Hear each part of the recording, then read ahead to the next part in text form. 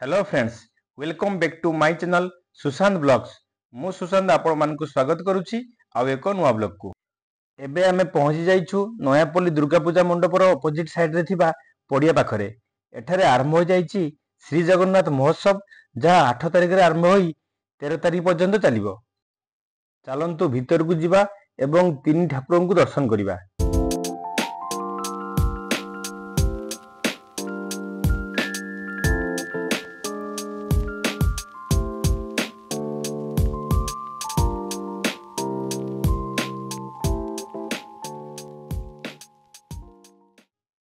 आपण माने एई श्री जगन्नाथ महोत्सव रे तीन ठाकुरन को अलग अलग बेश रे देखि परिबे। तीन ठाकुरन को केते सुंदर भाव रे विभिन्न बेश रे सजा जाइछि। आपण माने प्रभुंकर एई बेश मान को उणा अधिक जानिथिबे। प्रभु को जो बेश रे भी देखंतु बहुत सुंदर देखा जाउछन्ति।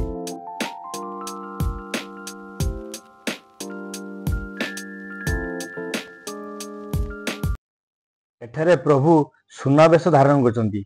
रथयात्रा समय प्रभु सुनावेश धारण करथांती। आपण माने यह निश्चय देखिथिबे।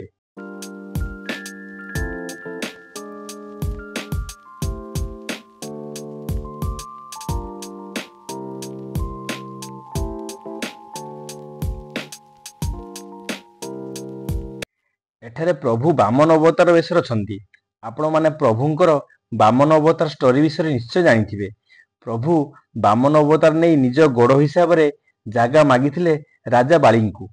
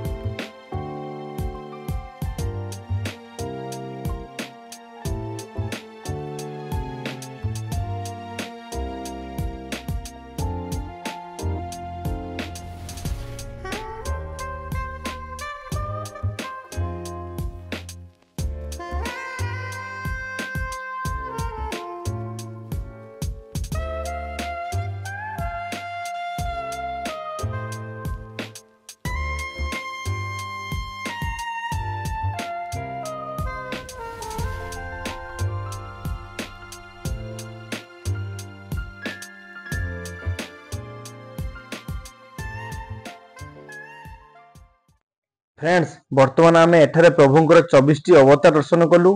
आपण माने भी प्रभु को दर्शन करिया चाहूतिले आपण मानको फैमिली एवं फ्रेंड्स मान सहित थरे बुली जासंतु। बहुत भल लागिवो। एमिति भी एबे कार्तिक मास चलीछि, तेनु प्रभुंकर एई 24 बेश दर्शन कले आपण माने पूर्ण अर्जन करि परिबे। साइड रे थिबा स्टेज रे भजन समारोह चलीछि। चलंतु सेटा को बुली जिबा।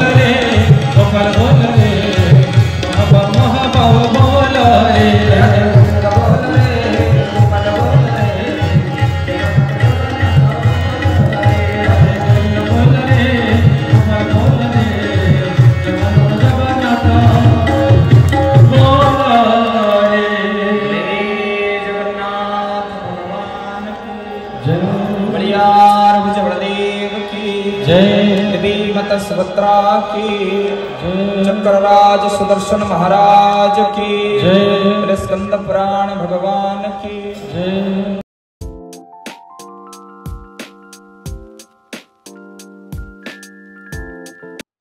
आपण माने देखि पारुथिबे केते भक्त मानकर समागम होईची।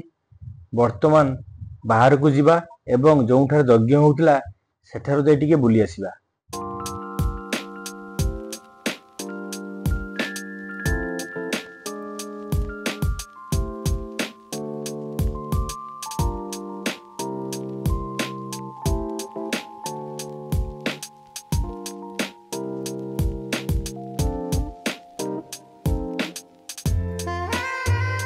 फ्रेंड्स फाइनाली आमे प्रभुंकर 24 अवतार दर्शन कलु। वर्तमान समय जाइए आमे घर को फेरिबा। आजिर ब्लॉग टी एठी शेष करूची। आजिर ब्लॉग टी आपण मानकु केमिति लागिला कमेंट माध्यम रे निश्चय जणाइबे। जदि आपण मानकु मो वीडियो टी भल लागिला ताहले देरी न करी वीडियो टी को लाइक शेयर एवं चैनल टी को सब्सक्राइब कर दियंतु। See you next vlog. Till then take care. Bye bye. जय जगन्नाथ।